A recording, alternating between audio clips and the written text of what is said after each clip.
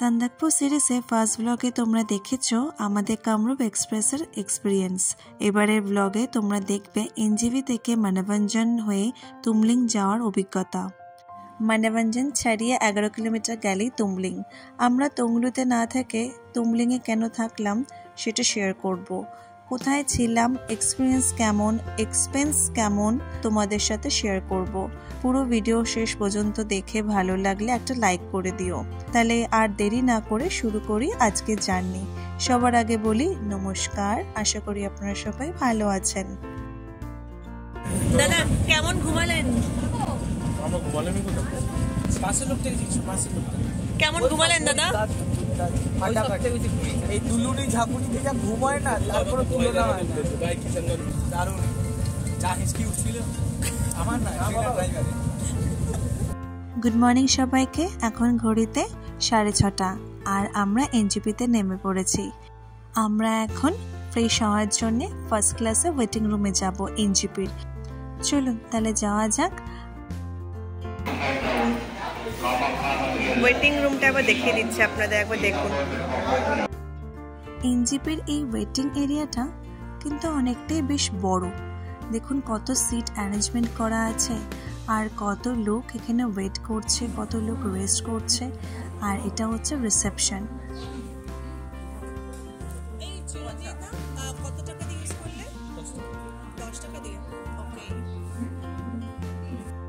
First class waiting room use করার জন্য 10 টাকা করে পার আওয়ার দিতে হবে পার হেড। অ্যান্ড যদি রেস্টরুম ইউজ করে কেউ তার জন্য আরও 10 টাকা আপনাকে দিতে হবে। যাক, আধ ঘন্টা একটু রেস্ট নেওয়া হলো। উফ, যা বাজে ট্রেন ছিল, সারা রাতে ধরে শুধু হিচকি তুলে গেছে। না না না, আমাদের সে হিচকি নয়। কামরূপ এক্সপ্রেসে একটাই অসুবিধা, যখনই ট্রেনটা ব্রেক করবে তখনই একটা অদ্ভুত ঝাঁকুনি হবে। সেটাতে ঘুম কেন, আপনার রেস্ট নিতেও ইচ্ছা করবে না আর। যাই হোক, সারা রাতে অনেক কষ্ট করে কাটিয়ে দিয়েছি। এখন যাওয়া যাক। 2-3 বছর আগে যে আমি এনজেপিতে যখন এসেছিলাম তখন এই পার্কিং এরিয়াটা না অন্য জায়গা ছিল। এখন দেখছি একটা নতুন পার্কিং এরিয়া খুলেছে ওরা।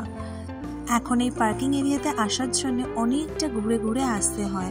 আপনার এসকেলেটর থেকে শুরু করে লিফট থেকে শুরু করে কিছুই বাদ নেই, অনেকটা হেঁটে হেঁটে তারপরে আপনার পার্কিং এরিয়াতে আপনি এসে পৌঁছাবেন। এই এত গাড়ির মধ্যেই কোথাও একটা আমাদের গাড়িও ওয়েট করছে। এবার সেটাই আবার খুঁজতে হবে কোথায় আমাদের গাড়ি।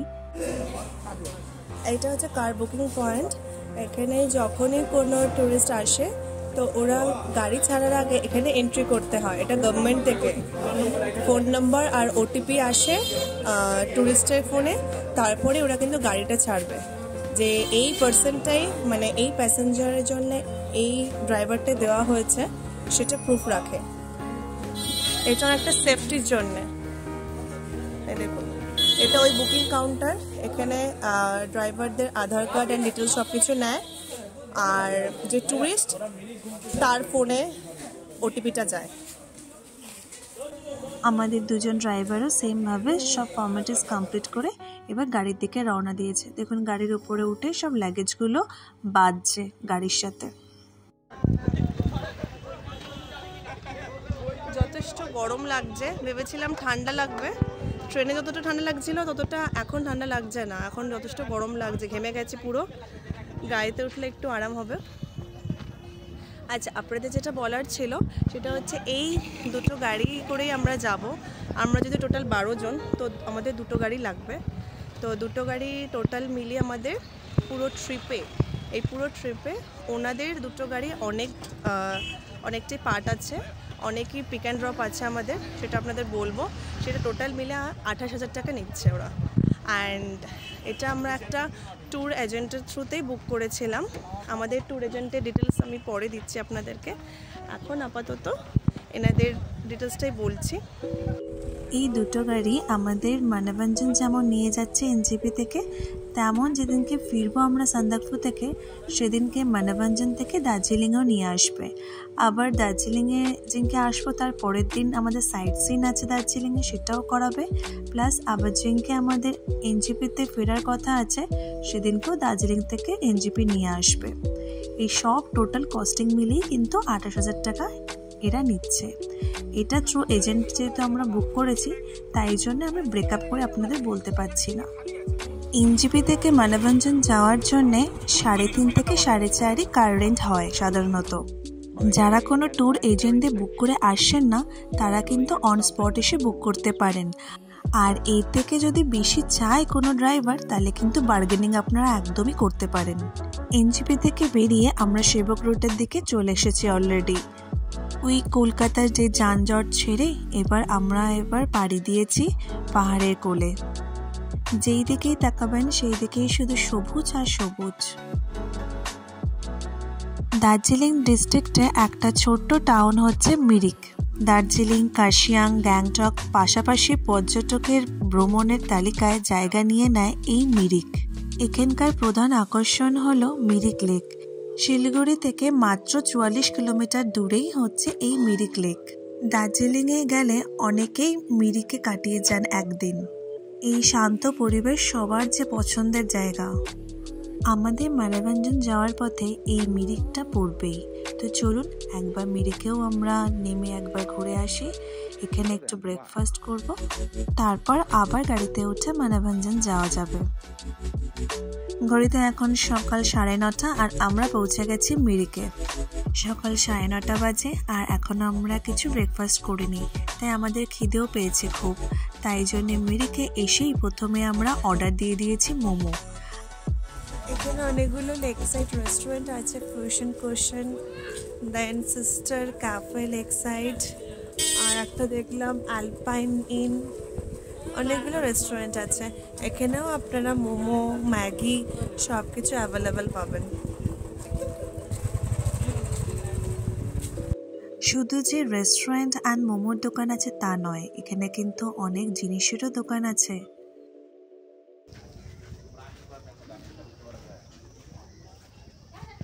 সবাই সামনাসামনি চলে যাচ্ছে, আমি একটু পেছনে হয়ে গেছি। আপনাদের দেখাতে দেখাতে আমার স্লো ডাউন হয়ে গেছে অনেকটা। একটু দাঁড়ান, তাড়াতাড়ি যেতে হবে।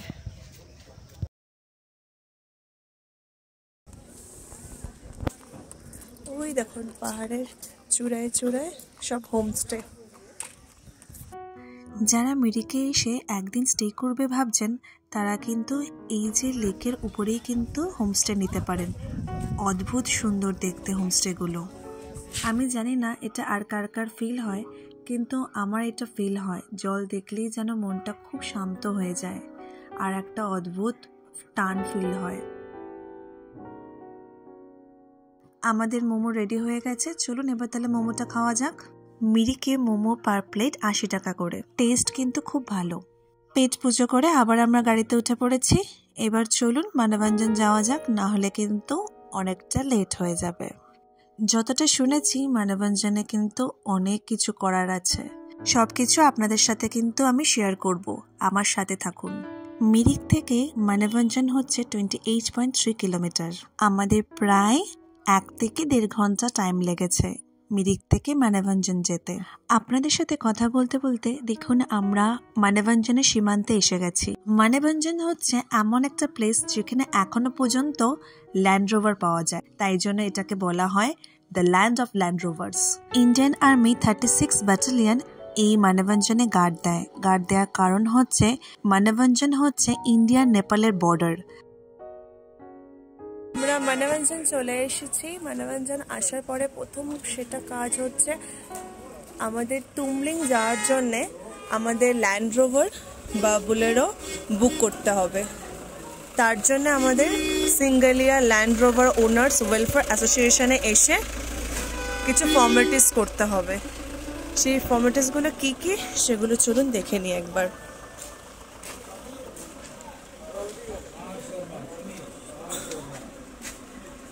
এখানে যত গাড়ির নাম্বারগুলো দেখছেন, এরা হচ্ছে এই অ্যাসোসিয়েশনের সাথে টাই আপ আছে। এই গাড়ি কোনো একটা গাড়ি আমাদের হবে। এই কার অ্যাসোসিয়েশনে একটা রেড কার্ড আছে। সেই রেড কার্ডে কি কি আছে আপনাদের একটু বলি। ল্যান্ড রোভার্স বলুন বা বুলেরো, চার্জেস কিন্তু একই থাকবে। মানভঞ্জন থেকে সন্দাকপুর যাওয়ার জন্যে গাড়ি নেবে 5,000 টাকা। যেহেতু শুধু আপ নয় আবার ফিরতেও হবে, তাই জন্য আরও 500 টাকা, তাহলে টোটাল হলো 5500। যেহেতু তুমলিংয়ে একটা নাইট ড্রাইভার স্টে করবে আর সান্দাকফুতেও একটা নাইট ড্রাইভার স্টে করবে, তাহলে 1500 করে হলে তাহলে 3000, টোটাল হচ্ছে 8500। ড্রাইভারদেরকে বলে দিতে হবে তুমলিং বা সান্দাকফুতে গিয়ে যে নেক্সট ডে আপনারা কখন বেরোবেন, সেই বুঝে ড্রাইভাররা আবার চলে আসবে। গাড়ির জন্য টোটাল আমাদের খরচা হলো 17000 টাকা, 8500 8500 করে দুটো গাড়ি। পুলিশ চেক পয়েন্টে আপনাদের ডিটেলস সাবমিট করতে হবে, একটা ফর্ম দেবে, সেই ফর্মে আপনাদের ডিটেলস সবকিছু লিখে আধার কার্ড সহ জমা করতে হবে। যতজন মেম্বার আছে ততজনেরই আধার কার্ড সাবমিট করতে হবে। এখানে এই যে গ্রিন কালারের একটা বাড়ি দেখলেন, এটা হচ্ছে পুলিশ চেক পয়েন্ট। এটা হচ্ছে সিঙ্গেলিয়া ন্যাশনাল পার্কে যে আমরা ঢুকছি, যে যাচ্ছি, তারপর সান্দাকফুতে আবার ওখান থেকে যাচ্ছি, এটার জন্য 20 টাকা করে আপনাদের দিতে হবে। এটা হচ্ছে এন্ট্রি ফি। আর এটার জন্য আধার কার্ড, আপনার ভোটার কার্ড আর ড্রাইভিং লাইসেন্স এগুলো কিন্তু ম্যান্ডেটারি। অ্যাডাল্টের জন্য 20 টাকা নেবে, আর যারা অ্যাডাল্ট এখনও হয়নি তাদের জন্য 10 টাকা করে নেবে, আর গাড়ির জন্য পার্কিংয়ের জন্য 400 টাকা এক্সট্রা নেবে। চলুন তাহলে সব ফর্মালিটিস ডান, এবার তাহলে সিঙ্গেলিয়া ন্যাশনাল পার্কের দিকে ঢুকি। মানভঞ্জনের সীমান্ত অবধি আমরা খুব ভালো এসেছি, খুব রাস্তা খুব স্মুথ ছিল, কিন্তু তারপরে যা দেখলাম এই 2 কিলোমিটার একদম রাস্তা নড়বড়ে আর পুরোটাই ভাঙা রাস্তা। মানভঞ্জন থেকে কয়েক কিলোমিটার দূরেই এগুলোই প্রথমে পড়বে চিত্রে। চিত্রে অল্প কিছু বাড়ি আর কয়েকটা দোকান নিয়েই চিত্রে অবস্থিত।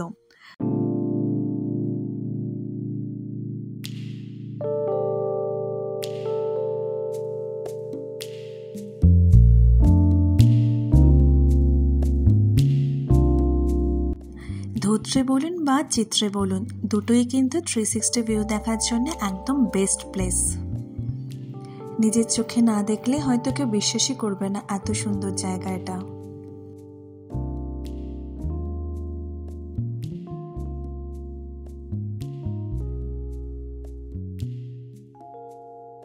চলুন তাহলে এবার এগিয়ে যাওয়া যাক নেক্সট গন্তব্যে। সিঙ্গালিলা ন্যাশনাল পার্কে কোলে অবস্থিত ধোত্রে নিজের মতন করেই সুন্দর। পাইনের বনে দাঁড়িয়ে মেঘেদের দেশ থেকে কাঞ্চনজঙ্ঘা দেখার সুযোগ রয়েছে ধোত্রেতে। ধোত্রে প্রায় 8530 ফিট অল্টিটিউডে অবস্থিত। চলুন কিছুটা যাওয়ার পরেই আবার আমরা পেয়ে গেছি আর একটা জায়গা, সেটা হচ্ছে মেঘমা। মেঘমা কেন নাম হয়েছে জানেন? কারণ এখানে মেঘ আর কুয়াশার খেলা সব সময় দেখতে পাওয়া যায়। কখন যে মেঘ আসে আর কখন যে কুয়াশা হচ্ছে আপনারা নিজেরাও বুঝতে পারবেন না। আর একটা ব্যাপার হচ্ছে, আপনারা কখন যে ইন্ডিয়াতে ঢুকছেন আর কখন যে নেপালে ঢুকছেন আপনারা নিজেরাও বুঝতে পারবেন না। আমরাও বুঝতে পারিনি, আমরা একবার নেপালে ঢুকছি আর একবার ইন্ডিয়াতে ঢুকছি। আর বুঝতে পারছিলাম হচ্ছে আমাদের ফোনের নেটওয়ার্ক দেখে। ইন্ডিয়াতে যখন ঢুকছিলাম তখন তো নেটওয়ার্ক পাচ্ছিলাম, আবার যখন নেপালে ঢুকছিলাম তখন আর নেটওয়ার্ক পাচ্ছিলাম না। এবার কেউ কেউ আমাকে প্রশ্ন করতেই পারেন, নেপালে চলে গেলেন আর ভিসা লাগলো না? না, ভিসা এখানে লাগে না। তুমলিং সান্দাকফু আসার জন্য ভিসা লাগে না, ভিসা ছাড়াই আমি নেপাল থেকে ঘুরে আসছি। আমরা তুমলিংয়ে আমাদের হোটেলের সামনে চলে এসেছি। নেমেই আগে আপনাদের একটা ভালো জিনিস দেখাই। একটা মজার জিনিস শুনবেন, ওই যে জায়গাটা দেখছেন ওটা হচ্ছে ইন্ডিয়া আর এটা হচ্ছে নেপাল। একটা ফেন্স আর একটা পিলারের শুধু ডিফারেন্স দুটো কান্ট্রিকে ডিভাইড করে রাখছে। বেশ ইন্টারেস্টিং। এই যে সামনের লজটা দেখছেন এটাই হচ্ছে সৎকার লজ। আমি ডেসক্রিপশনে আপনাদের সৎকার লজের ফোন নাম্বারটা দিয়ে দিলাম। এখানে ফুড অ্যান্ড লজিং দুটোই কিন্তু অ্যাভেলেবেল। চলুন তাহলে সৎকার লজের ইন্টেরিয়ারটা একবার দেখা যাক। সৎকার লজ কিন্তু আমাদের প্রথম ইমপ্রেশনে কিন্তু মন জিতে নিয়েছে। একদম সাজানো গোছানো একটা বাগান সামনে, দেখেই মন ভরে যায় একদম।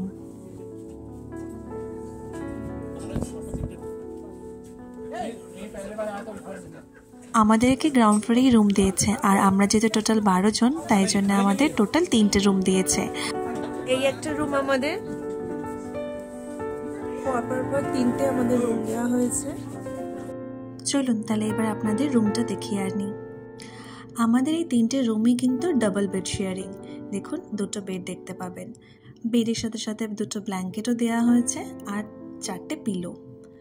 আর এখানে একটা ছোট সেন্টার টেবিল আছে, আর এখানে একটা মিরর দিয়েছে।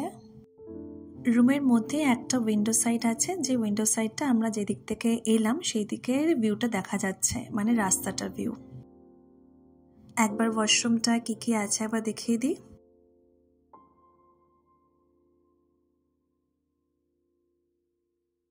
এখানে WC একটা ওয়াশ বেসিন আছে, আর সব কিছু অ্যাভেলেবেল, সুন্দর পরিষ্কার পরিচ্ছন্ন আছে। এই লজটার একটাই প্রবলেম, সেটা হচ্ছে এখানে কিন্তু গিজার অ্যাভেলেবেল নেই। গিজারের জন্য বাইরে একটা জায়গা কমন গিজার আছে, সেখান থেকে আপনাকে জল এনে এখানে ইউজ করতে হবে। রুমগুলো দেখুন পুরো কাঠের, পুরো উডেন, এমনি খুব ভালো সুন্দর সাজানো গোছানো।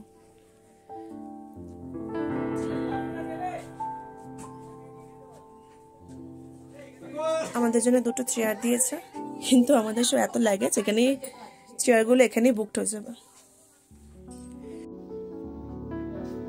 এখানে প্রত্যেকটা রুমই হচ্ছে ডাবল বেড শেয়ারিং, আর ডাবল বেড শেয়ারিং এ পার পার্সন আমাদের নিয়েছে হচ্ছে 1500 করে, আর অ্যাডভান্স বুকিং এর জন্য 750 ইচ। আগে থেকে বুকিং করা হয়েছিল, অনলাইনেও বুকিং করতে পারেন আপনারা, অ্যান্ড আপনারা ফোন নাম্বার দিয়ে ফোন করে বুকিং করতে পারেন, সেটা আপনাদের পুরোটা চয়েস। খুব ঠান্ডা পড়েছে, আবার একটু ফ্রেশ হবো, তারপরে আবার আপনাদের সাথে দেখা হবে। টাটা। ফ্রেশ তো হয়ে গেছে, এবার চলুন লাঞ্চটা করে নেওয়া যাক। এটা হচ্ছে সৎকার লজের ক্যান্টিন, এটা হচ্ছে সিটিং অ্যারেঞ্জমেন্ট, অ্যান্ড দেখুন কি সুন্দর সাজানো গোছানো। এখানে রাত্রিবেলা বনফায়ার হয়, আর দেখুন ভিউটা, বা ভিউটা আপনাদের দেখাই।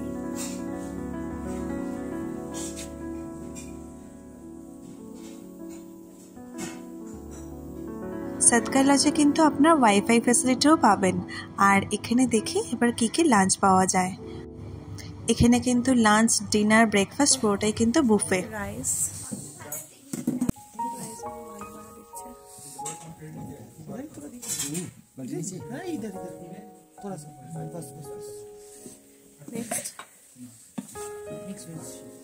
একটা মিক্স ভেজ দিয়েছে, अंडा करी,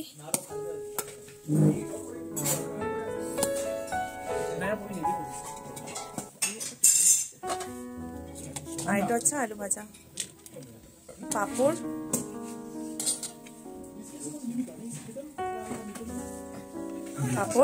सैलाड एंड अचार एंड घी।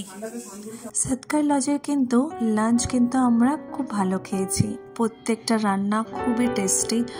আমরা সবসময় ভাবি যে নর্থ বেঙ্গল বলুন বা পাহাড়ের যে কোনো জায়গায় লাঞ্চ কখনো ভালো দেয় না, কারণ ওরা বেঙ্গলি ফুডটা অতটা ভালো করতে পারে না, কিন্তু এই জায়গার লাঞ্চ কিন্তু খুবই ভালো ছিল। নভেম্বর মাসে সান্দাকফুতে এসে কিন্তু আমরা অনেক ফুল দেখতে পাচ্ছি, আর কয়দিন পরে এলে হয়তো এটা দেখতে পেতাম না। একবার রোস্টটা দেখুন কি সুন্দর।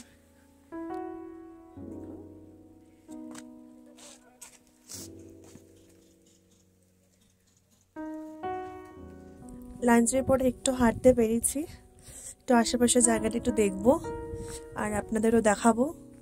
ভীষণ ঠান্ডা, নেটওয়ার্ক নেই, তাই জন্যে টেম্পারেচারটা এক্স্যাক্টলি কত বলতে পারছি না, কিন্তু ভীষণ ঠান্ডা। ওই যে আমাদের হোমস্টে। তুমলিংয়ে altitude 9600 feet above the sea level. তুমলিংয়ে আপনি হাতে গুনে হয়তো কয়েকটা হোমস্টে অ্যান্ড হোটেলস পাবেন।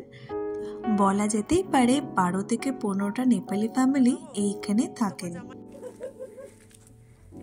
এখন ঘড়িতে বাজে বিকেল 5:13। আপনারা একবার দেখুন মেঘটা, মেঘটা কি সুন্দর ভেসে ভেসে চলে যাচ্ছে। আজকে এখানে সানসেট দেখা যায়নি, কারণ ভীষণ মেঘ, পুরোটাই মেঘে ঢাকা, কিচ্ছু দেখা যাচ্ছে না। আমরা আমাদের লজ থেকে একটু উপরে উঠছি, মানে যেই দিক থেকে আমরা এলাম সেই দিকে আমরা যাচ্ছি। অনেকেই জানেন, তাও আমি আরেকবার বলি, তুমলিংয়ে আরেকটা নাম হচ্ছে Hamlet in the eastern Himalayas. দেখুন, এটা হচ্ছে নেপাল, এটা হচ্ছে ইন্ডিয়া।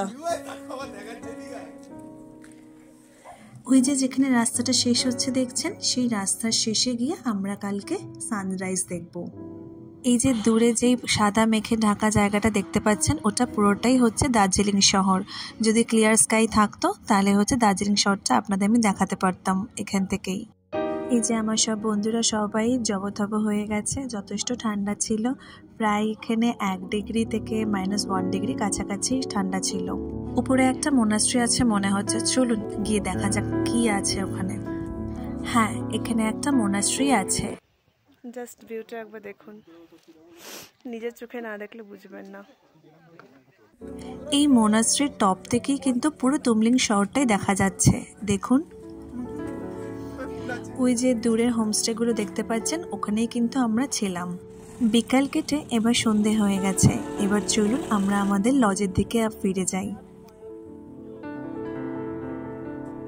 লজে ফিরেই দেখি যে বনফায়ারটা স্টার্ট হয়ে গেছে। উফ, কি যে মজা পেয়েছি বনফায়ারটা দেখে, যেন আমি লাইফ ফিরে পেয়েছি। এত ঠান্ডায় আমার একদম ভালো লাগে না, কিন্তু আবার শীতের জায়গা না এলে তো এই সুন্দর সুন্দর ভিউগুলোও দেখতে পাবো না। চলুন তাহলে চা আর স্ন্যাক্সটা খেয়ে নেওয়া যাক। আর স্ন্যাক্সে আছে ভেজিটেবল পকোড়া। আমাদের সন্দাকপুর জার্নি ডে 1-এ ভালোই কাটালাম। সারাদিন অনেক ঘোরাঘুরির পরে এবার তো আমাদের মি টাইম। এবার আমরা একটু আড্ডা মারবো, গল্প করব, আনন্দ করব আর নিজেদের মধ্যে হাসি মজা। সারা দিনটা খুব ভালোই কাটলো। আর লাস্টে ডিনারে রুটি আর চিকেন আর স্যালাড খুবই ভালো খেলাম। তাহলে আজকের ব্লগটা আমি এখানেই শেষ করছি। আবার দেখা হবে কালকে নতুন সকালে। আর আপনাদের কাজটা মনে আছে তো?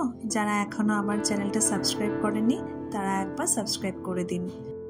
তাহলে আজকের মতো এইটুকুনি থাক। আপনারা ভালো থাকবেন, সুখে থাকবেন, আনন্দে থাকবেন।